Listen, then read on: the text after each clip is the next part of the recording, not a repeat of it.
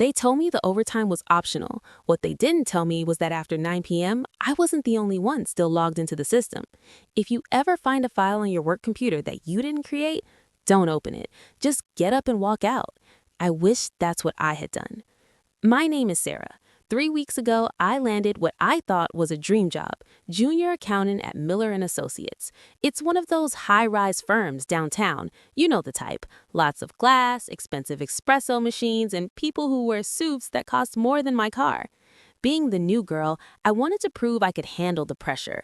My desk was in the back corner of the 14th floor, tucked away from the main hub. It was quiet, perfect for someone like me who actually likes crunching numbers.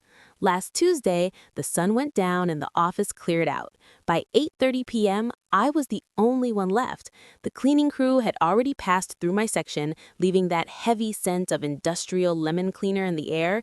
It was just me, the hum of the vending machine, and a stack of quarterly reports. I remember thinking how peaceful it was. No phones ringing, no small talk, just me and the data. I was mid-spreadsheet when my speakers gave that little ding, the Outlook notification.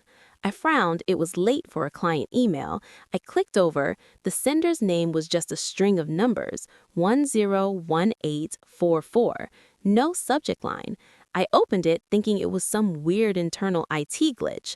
The message was only 4 words long. That sweater looks comfortable. I froze. I was wearing a thick, oversized beige cardigan I just bought. I slowly looked around. The floor was an open concepts layout, but the cubicle walls were high enough that you couldn't see me unless you were standing right over me, or unless you were watching through a lens. I felt a chill that had nothing to do with the office AC. I told myself it was a prank, one of the guys from sales being a jerk. I typed back, "Very funny, Mark, go home." 5 seconds later, a reply hit my inbox. "Mark left at 5:15. You're still at desk 402. You've been staring at the same cell in Excel for 3 minutes. You should take a break." My heart started thumping against my ribs. I stood up, scanning the dock office. The emergency lights cast long, jagged shadows across the carpet. I walked toward the window, looking for a reflection in the glass. Nothing, just my own pale face looking back at me. I decided to head to the IT closet at the end of the hall. The door was keypad locked, but I noticed the light underneath was flickering. I'm not a detective, but I've lived in the city long enough to know when something feels off. I went back to my desk to grab my phone, but the screen was already active. A window was open that I hadn't clicked. It was the company's internal payroll directory, specifically the records for a woman named Elena Vance. I'd seen her name on some old files. She was the accountant who had my desk before me.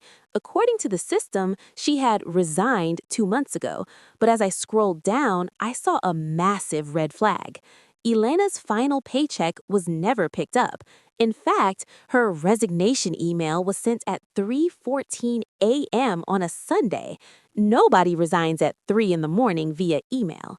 Then another message popped up on my screen. "Stop looking at Elena. She was curious too." I didn't wait. I grabbed my bag and headed for the elevators. I kept hitting the down button, but the display stayed on L. It wasn't moving. The elevators were locked from the lobby. I ran for the stairwell. As I pushed the heavy metal door open, I heard it. A faint, rhythmic scratching sound coming from the ceiling tiles directly above my cubicle. I stopped. I looked up. One of the tiles was slightly skewed. I don't know what possessed me. Maybe it was the adrenaline, but I pulled a chair over and pushed the tile aside. It wasn't a person. It was a rig, a high-end thermal camera wired directly into the building's main server. But sitting next to it was something even weirder, a small black box with a blinking blue light, a hardware keylogger and signal jammer. I realized then this wasn't a stalker. This was corporate. I managed to grab the black box, shoved it in my bag, and scrambled down the stairs. 13 flights. My legs felt like lead, and every shadow on the landing looked like a person reaching for me. I didn't stop until I hit the street and saw the headlights of a passing taxi. I never went back to Miller and Associates. I mailed in my resignation the next morning and blocked every number associated with the firm. I took that black box to a friend of mine who works in cybersecurity. He told me it was a sophisticated data mining tool. It wasn't just watching me, it was recording every keystroke, every password, and every personal login I made while on the secure office Wi Fi. The stalker emails, they were likely semi automated responses from a security program designed to scare employees away from looking into protected files, the same files Elena Vance had discovered.